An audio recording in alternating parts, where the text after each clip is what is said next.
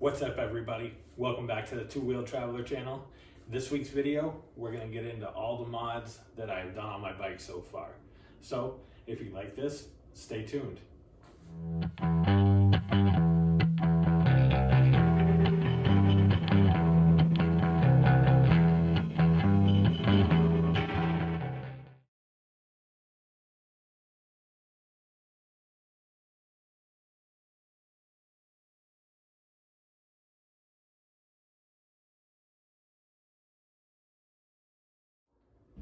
All right, so first things first, please do me a favor. If you like what you see in these videos, like, share, subscribe, leave a comment.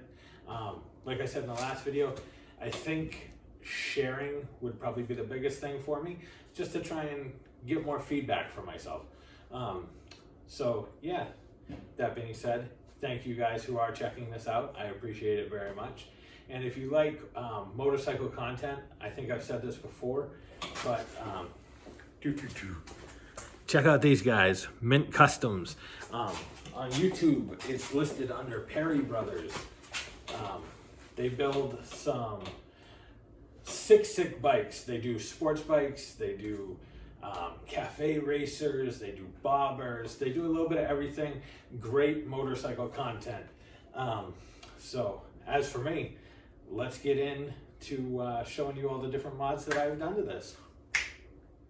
So first things first, we'll start at the front. These are not in the order of how I did these modifications. It's just the easiest way is to start at the front of the motorcycle and work my way towards the back. So if you look here on blue, you can clearly see that we have a Memphis Shades windshield. So I would like to say first and foremost, I never thought I would be a windshield guy. When I started riding a motorcycle, I thought I'd be always one of those people that was, oh, I don't need bags, who wants a windshield, who wants radio? It's all about being on the road and freedom, and that's true, it is. But just because you want a little freedom doesn't mean you can't be comfortable.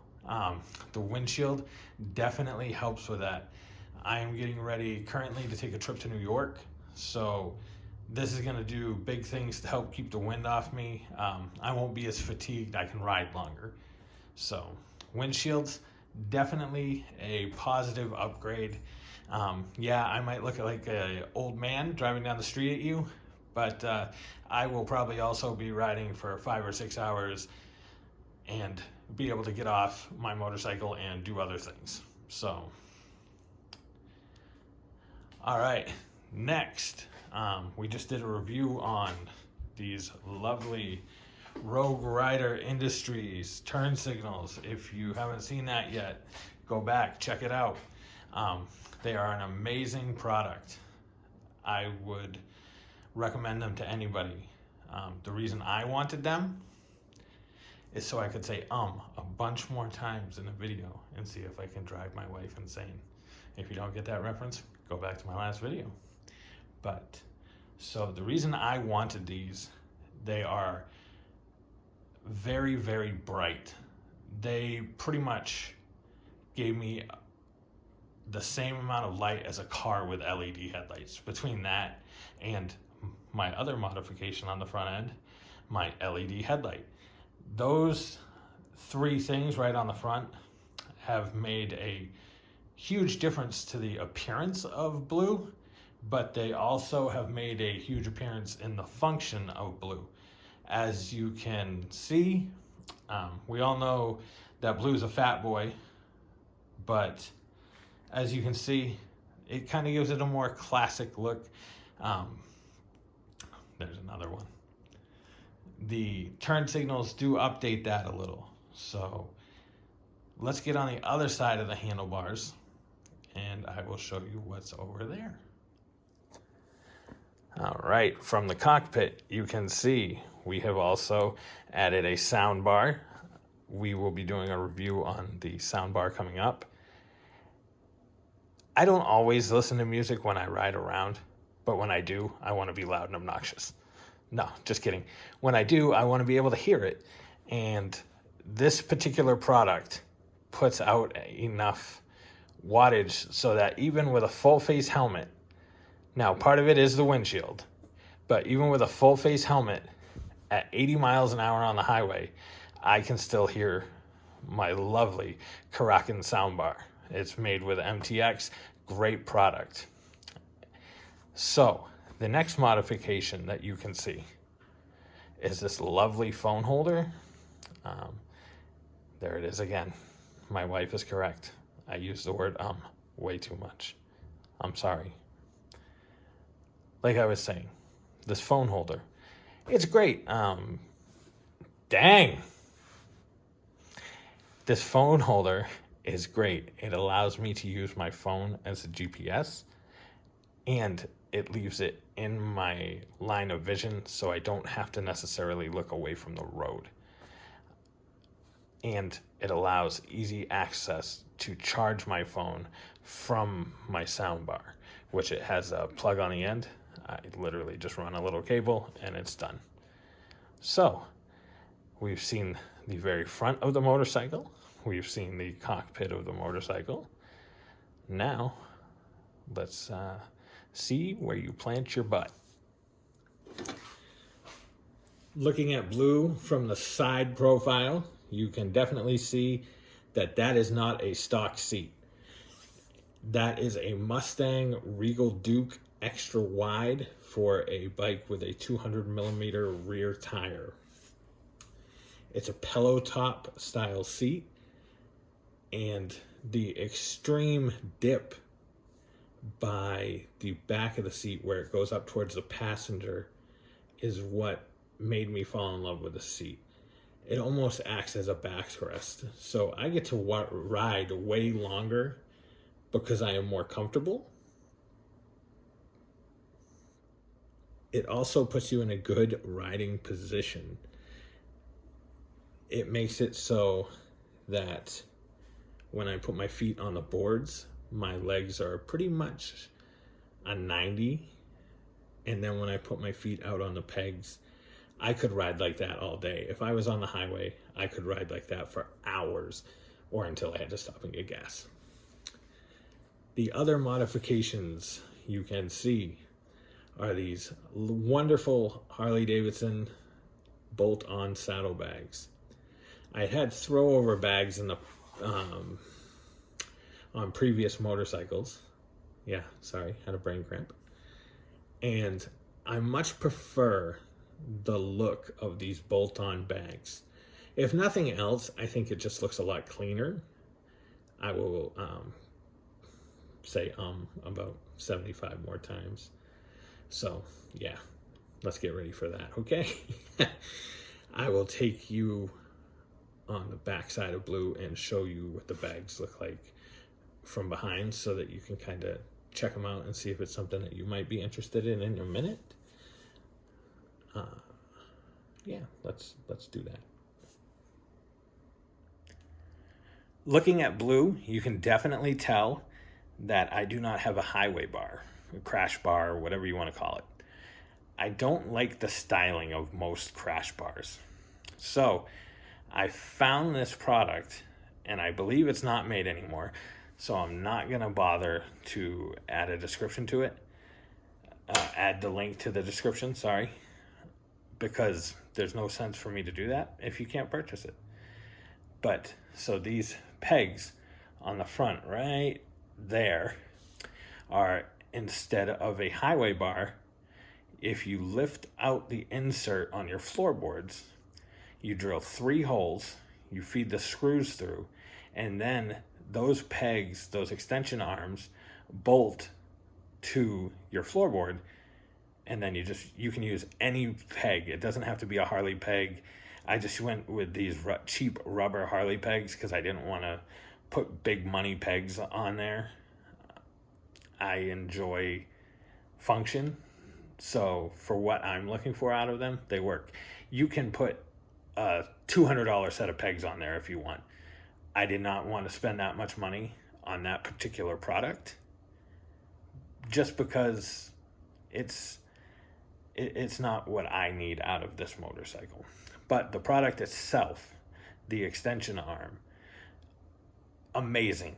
If you do look online and find a set, they're also Karakin. I did it again. We should start an counter, maybe on one of these videos. It'll be at 100 before the end of the third video, but so yeah, the extension arms from Karakin, amazing. It adds another experience to your ride because you don't have to have the big, they're called engine guards, crash bars, whatever you want to call them. You don't have to have all of that going on the front of the motorcycle. I think it helped make it look cleaner. And I think ultimately the bike looks sleeker. It looks like it would be more of a thought from the factory than an aftermarket thought. So obviously I also have done things like upgrade the tires. I have had it in for services. Stuff like that doesn't count to me because tires are a wear and tear item, so I don't really count those as an upgrade. But I will say the Michelin Commander 3s are definitely an upgrade over the stock Dunlop tires. These tires, I feel like they are pulling me through corners when I start to lean, whereas the Dunlops I had on here, I don't feel performed at the same level. So if you need tires and you own a Softail, I highly recommend the Michelin Commander 3s. So as you can see with these bags, with throwovers, there's always that one weird piece in here, and I just don't like the way that it typically looks. With the bolt-on bags, it just cleans it up. It also has this lovely quick disconnect backrest and luggage rack, which on trips definitely helps. Not necessarily my favorite styling, but it gives me function. So that's more important sometimes. The best part about this is I can use it with a tie-down net, and I increase the amount of luggage space that I have. Definitely helps in that regards. Looking at the back again, we see that I have also changed out the turn signals to the LED turn signals. Like I said, that's covered in a previous video. If you want, go back, check it out. I'll add it in the description down below so we can check that out. One of the first, actually, I think it was the very first modification that I made to this motorcycle. You might have seen already in this video, but I have not talked about it yet. So let's check that out. I said in future videos, I'll be doing more in-depth reviews on the Harley saddlebags, the Mustang seat, and on my soundbar.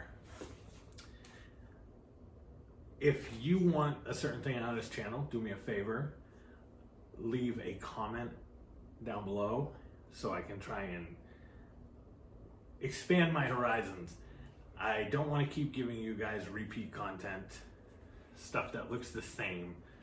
So the next video you're gonna see is how to pack for a road trip, because like I said, next week that's when we will be taking off for New York, going to the AMA motorcycle rally, I believe it's called, in Lake George. So that should be excellent. Really, I placed an in the middle of that sentence. Up counter, counter, 201, just kidding.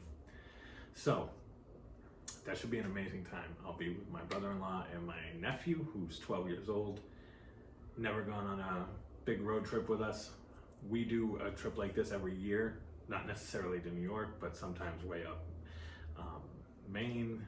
Other times we've been to New York. We have been through Vermont.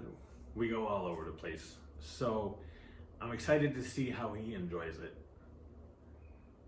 So stay tuned for those videos. Yeah. All right.